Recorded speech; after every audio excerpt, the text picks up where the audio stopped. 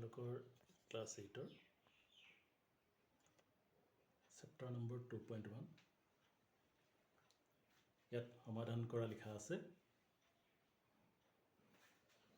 ইয়াত xৰ ভ্যালু উলিয়াব লাগে।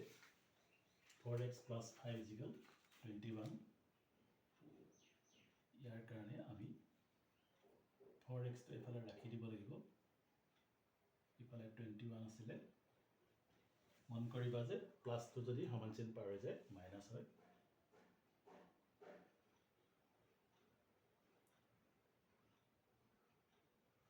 ইয়াত 21 আছে, 21 পৰা 5 যদি গুচি যায় থাকিব 16। 4x = 16। ইয়াত যদি মই x টো ৰখাই দিওঁ, মন কৰিবা 4 আৰু x পূৰণ হৈ আছে। x টো যদি ৰখাই দিওঁ পূৰণটো ইফালে গ'লে হৰণ হয়। মানে সমান চিন পাৰ হৈ গ'লে পূৰণটো হৰণ হয়। কিছুমান কথা মনত থ'ব লাগিব। 4 × 4 = 16। তেতিয়াহ'লে মই পালোঁ xৰ ভ্যালু 4।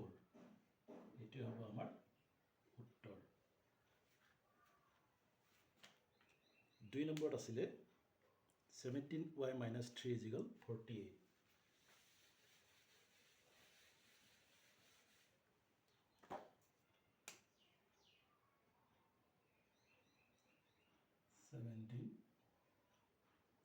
y - 3 = 80 no 48 17y - 3 = 48। ইয়াত একেদৰে x দিয়া নাই কিন্তু y টো দিছে, তো মই 17y ৰাখি দিম। ইয়াত দেখিলোঁ -3 -3 যদি সমান চিন পাৰ হৈ যায় তেতিয়াহ'লে -3 টো গৈ +3 হ'ব। ইফালৰ পৰা 48 আছিলে আগৰ পৰা, ইয়াত আহি +3 হ'ব। 48 + 3 51। ইয়াত চাবা 17 আৰু y পূৰণ হৈ আছে।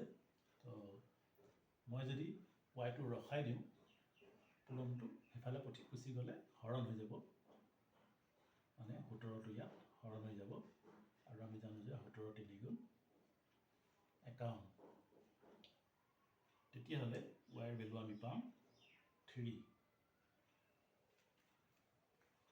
বুজি পাইছা চাগে? তাৰপিছত আছিলে -8 + 2x। ইয়াৰ পিছৰ অংকটো -8 + 2x = -4।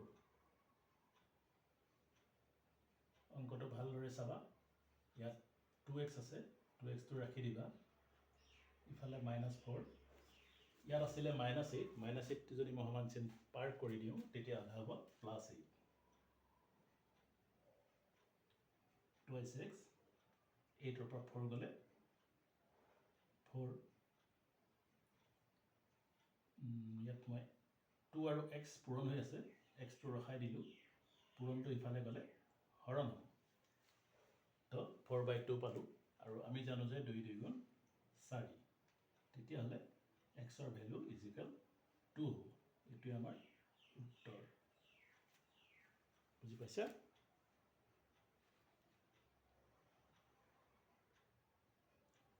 নাম্বাৰ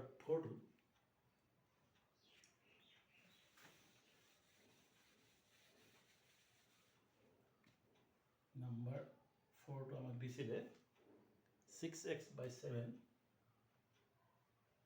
= 42। ইয়াত তোমালোকে চাবা 6/7 টো ভগ্নাংশ হয় আৰু ভগ্নাংশৰ লগত x লাগি আছে। তো x টো যদি মই ৰখাই দিওঁ সিফালে ভগ্নাংশটো গুচি যাব। আৰু ভগ্নাংশ যদি সমান চিন পাৰ হৈ যায় তেতিয়াহ'লে ভগ্নাংশ সদায় উল্টি যায়। মানে হৰটো লব হ'ব, লবটো হৰ হয়। তেতিয়াহ'লে ইয়াত মই লিখিব পাৰোঁ 42 টো আগৰ পৰা আছিলে, এইটো যদি উল্টি যায় তেতিয়াহ'লে হ'ব 7/6। 6 7 × 42। x = 7 × 7 মানে 49। ক্লিয়াৰ?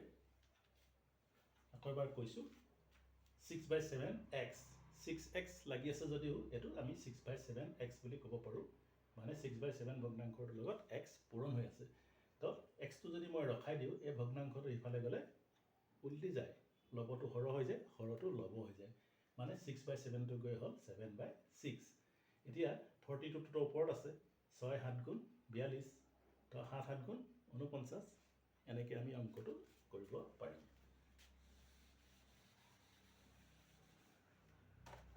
Number 5 6y/11